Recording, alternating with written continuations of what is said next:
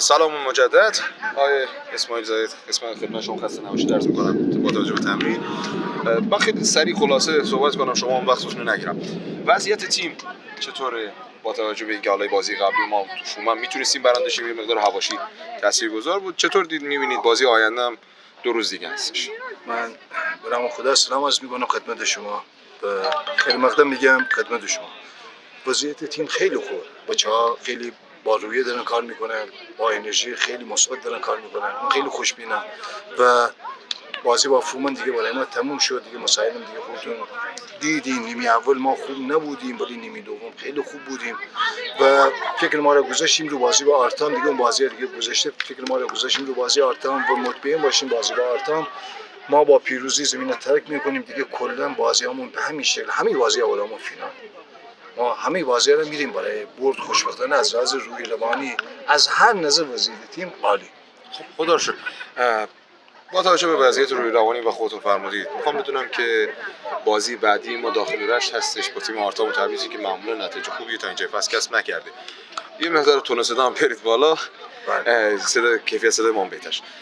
بفرمایید بازی آینده با توجه خودتون هم میفرمایید وضعیت تیم رو به راه چطور میبینید؟ ما نتیجه‌ای که خواهیم گرفت چه خواهیم؟ ما اصلا نگاه کن این تیم‌ها رو جدول اصلا نگاه نمی‌کنیم. مثلا آرتام حالا نمیدونم کجای جدول، ما اصلا کار نداریم، یه نتایج خوبی نگرفت. نگاه کن هر تیمی میاد جلوی دماش انگیزه داره، بدون تعارف. هر تیمی میاد جلوی دماش انگیزه داره، میخواد خودش رو جلوی دماش مطرح بکنه.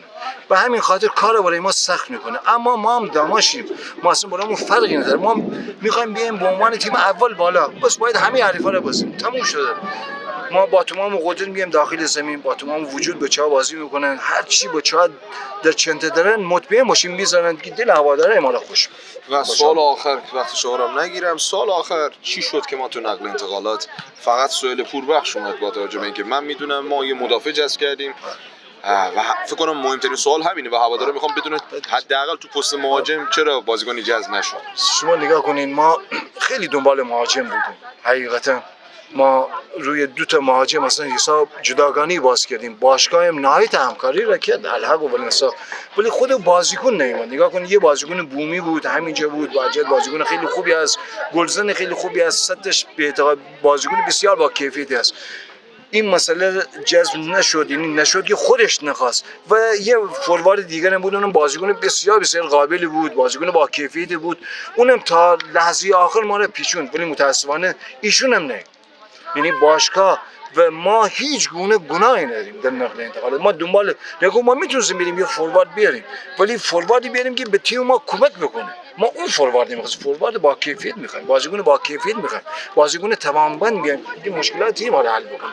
نه هر بازیکن بیاریم اینجا، چون دماش رو همین حساب ما روی بازیکنای خیلی خوب زوم کرده بودیم، ولی متاسفانه اونا خودشون نمی‌اومدن. بله خیلی ممنونم. خسته نباشید از من. مرسی از وقتی گذاشتید. سلامت باشید. یا علی.